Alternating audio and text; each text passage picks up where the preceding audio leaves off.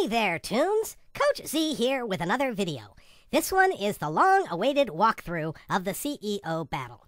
Now, first of all, in order to battle the CEO, you need two things: a boss bot disguise and stock options. The boss bot disguise you get by completing toon tasks for Shep Ahoy at All for Nautical in Donald's Dock. Now, before you all run off to that shop, remember that you won't be given those toon tasks until you have completed your Lawbot suit. He will first have you defeat a flunky, then a pencil pusher, then a yes man, then a micromanager, etc., until you have defeated each one once. Then he will send you out to defeat a version 2.0 boss bot, then another, until you have completed your boss bot suit. Now, version 2.0 boss bots can only be found in the boss bot headquarters, so you will likely have to do run after run after run of the front three to complete your suit. Once you have the suit, you need to collect stock options by defeating boss bots, just like you had to defeat cell bots to get merit, cash bots to get cash bucks, and law bots to get jury notices. These can be gotten anywhere that boss bots are found. Now, it is highly recommended that you take a full group of 8 toons with you, as the CEO battle is not easy. When the elevator first opens, you will meet good old Gil Giggles. He instructs you to remove your disguises and fight the waiters for their disguises. Now, because we are fighting version 2.0 boss bots, we can't simply sound our way through them like we did with the law bots in the battle with the Chief Justice. So the usual rule is to use only one foghorn per round. This will usually result in only 2 cogs attacking each round, which is manageable. However, as you can see, the bear didn't get the memo. In fact, the bear does not seem to have Speed Chat Plus at all. This is a shame, since it leaves us at a disadvantage in communicating. Another disadvantage is that the sound misses the first round. This is another good reason to use only one foghorn per round. After the cogs attack, the pink dog does a tune-up on the pink cat, who does a group lure. Peanut decides to pass to prevent any cog damage. Unfortunately, the bear decides to throw a birthday cake. Peanut had no time to change to a cream pie. The lure works, and the birthday cake is not enough to defeat a level 9. The cake delivers 100 points of damage, but the cog packs 110. So, he attacks. Next round, we revert to the use of sound. Peanut pulls out a foghorn, the pink dog and cat follow with elephant trunks, and again the bear pulls out a foghorn. Oh well, not a huge problem, just not the normal form. This defeats 2 of the big cheeses and leaves the other 2 to attack, which is normal. Next round, Peanut pulls out an elephant trunk, the bear and the dog follow, and the pink cat does a tune-up. This is not bad, as the 2 big cheeses are likely to turn into skellicogs and won't attack. Remember that, Toons. For 1 round after a boss bot is turned into a skellicog, it will not attack. Next round, again, Peanut pulls out an elephant trunk. The pink dog and cat follow, and the bear pulls out an elephant trunk. Oh well, we can deal with this. Just remember, Toons, the norm is 1 fog per round. But since this eliminates 2 of the skellicogs and leaves 2 to attack, it's okay, it's manageable. Next round, the pink cat pulls out a foghorn, and everyone else pulls out elephant trunks. Good, this works. The 2 skellicogs go down, and the 2 boss bots attack. Next round, Peanut pulls out a foghorn, and everyone else pulls out elephant trunks. 2 boss bots are destroyed, 2 attack. Next round, the pink dog pulls out foghorn, the pink cat and Peanut pull out elephant trunks, and the bear does a tune-up on the pink cat. Again, not perfect form, but not disastrous. Notice that all the missteps are not devastating. We can handle it. And all 4 get destroyed. This is a nice turn of events. We are getting down to the last of our sound. Peanut pulls out an elephant trunk, the pink dog and bear do the same, and the pink cat pulls out her last foghorn. And again, the strategy means only 2 cogs attack. Peanut pulls out his last foghorn. The pink dog follows with an elephant trunk, the bear pulls out a bamboo cane tune-up, and the pink cat decides to use a piano. The results of this is only 1 skellicog attacking. Good show. Next round.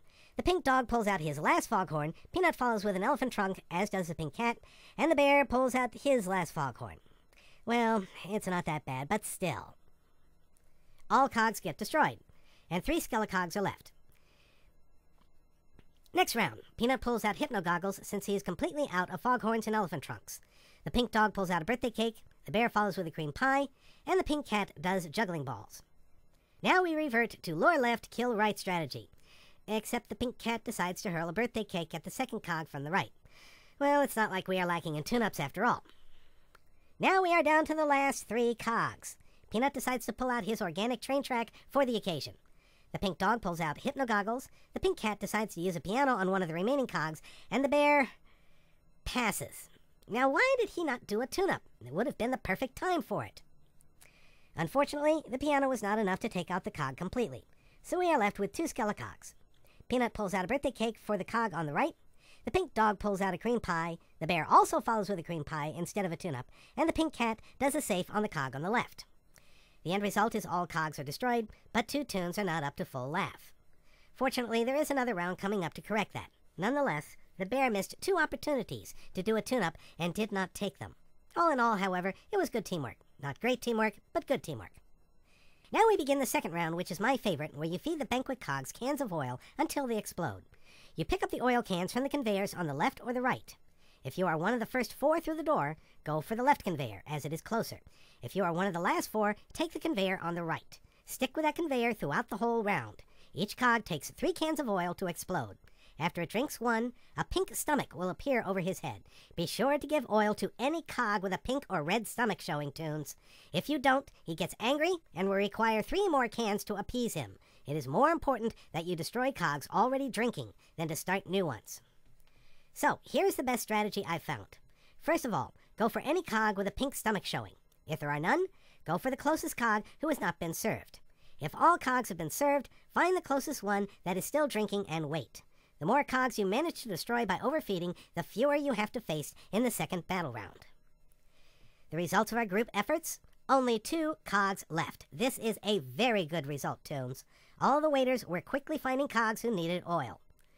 So, now the second battle round begins, with the 2 groups facing a single cog at first, a level 12 version 2.0. Peanut picks a birthday cake, the other 2 follow with cream pies, and the last does a tune-up on Peanut. Then one Tune pulls out a TNT, Peanut does a $10 lure, and the other 2 do drops. All gags hit, and the skelecog goes down. Now, both of the remaining corporate raiders fly in. Guess the other group was still working on their big cheese. No problem. Peanut decides to fire one. The others you throw on the one remaining, which misses. No problem. Peanut fires the other, and taking a page from Donald Trump shouts, "You're fired!" to the remaining cog. Peanut gets tuned up to his full laugh, and the second battle round is over. Now comes the fun part, the battle with the CEO himself. There are 2 ways to attack him. One is to use the golf balls and hit him with them. This is not very accurate, and all it does is slow him down. It takes a lot of hits to slow him down, so very few do this. The more common way is to jump onto the table and use the seltzer bottles on him. Hold down the control key, and the pressure builds up. Let go, and the water squirts. The longer you hold it, the further it squirts. So if he is far away, you will have to hold it down longer than when he is close up. Also, if you hold it long enough, the meter will turn yellow, which means the squirt will do twice the damage as normal. If you manage to get it up into the red, it will do triple damage. But that spot is very short, and if you hold it too long, you lose all the pressure. So I find it best to let it go when it turns yellow. It is also a very good idea to place your cursor at the end of the squirt, then leave it there to use as a target. This will help you aim at the CEO when he moves. Now, the CEO has several attacks. He can run over you for 1. Or he can hit you with gears. Or he can hit you with golf balls.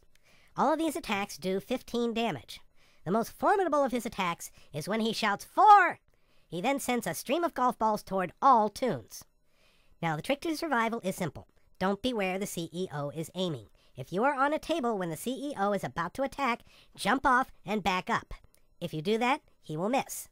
If you are not on a table when the CEO shouts 4, jump onto a table, and he will miss. The other way is if you are running around when he shouts 4, keep running, and he will likely miss, since he aims at where you were when he shouted 4. Remember that, Tunes. When the foreman shouts 4, if you are on a table, get off and back up. If you are not on a table when he says it, hop on. That one piece of advice will enable you to avoid most of his attacks.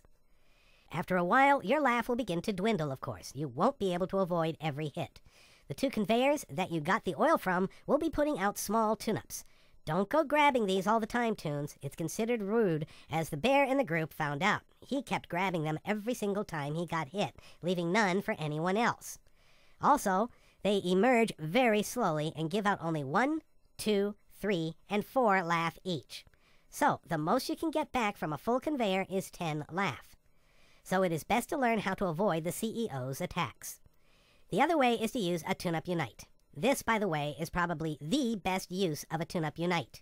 If you have one, call the other Tunes around to you, far away from the CEO, close to the elevator, then tune everyone up at once. Now, if the battle goes on too long, the CEO will turn off first one, then the other of the conveyors, and his attacks will increase to 18, then 20 points. At last, the attack of the CEO has taken a devastating toll on almost everyone, when almost as quickly the fight is over. The CEO gets demoted back to a flunky, and everyone rejoices and gets a few fires as a result.